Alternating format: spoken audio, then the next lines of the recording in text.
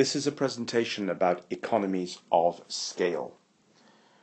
We know that in microeconomics there are two time scales that we consider, the short run and the long run.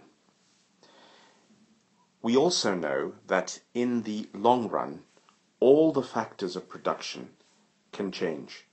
So land, labor, capital and enterprise, nothing is constant. We are in the long run and we are allowing all of these factors to change at the same time. Now, economies of scale is a long-run phenomenon. We can only talk about this thing if we are assuming we are in the long run. So what does a change in the scale of production actually mean? It means when we change all our factors of production at the same time. So we either increase or decrease our land, labor, capital and enterprise simultaneously. Let's see what this actually looks like. Here on the left we see small-scale production. A small factory employing a small number of workers on a small piece of land. But if we change all of these factors of production at the same time, we move to large-scale production. We have a large amount of capital, that is the factory itself, on a large piece of land, employing a large number of workers. So this is what we mean by increasing the scale of our production. So what happens when we do this? Well, to understand economies of scale, we have to understand the phenomenon of average cost per unit.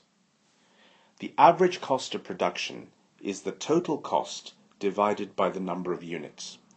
So, if we are producing 1,000 units and it costs us £10,000 to produce those 1,000 units, the average cost of production is £10 per unit.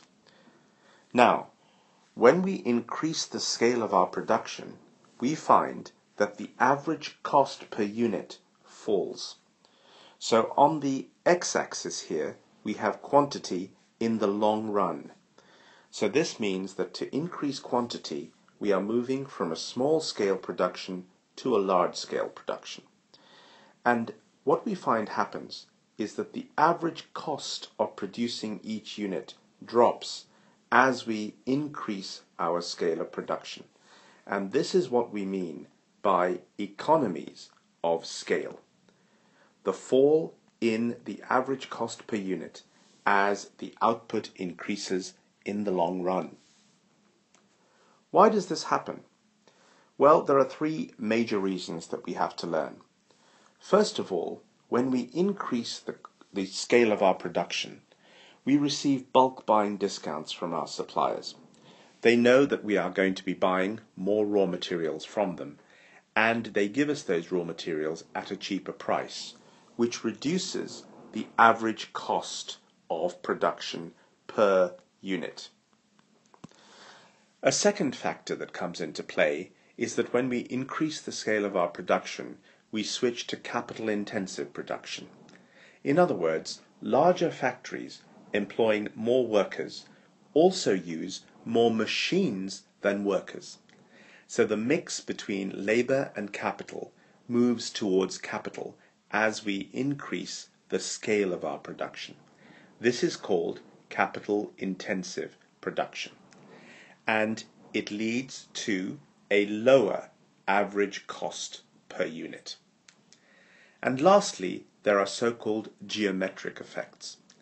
A factory which is twice as big holds 8 times as much machinery, and therefore it is actually cheaper per unit to produce in a larger factory than in a smaller one. This is what we mean by geometric effects.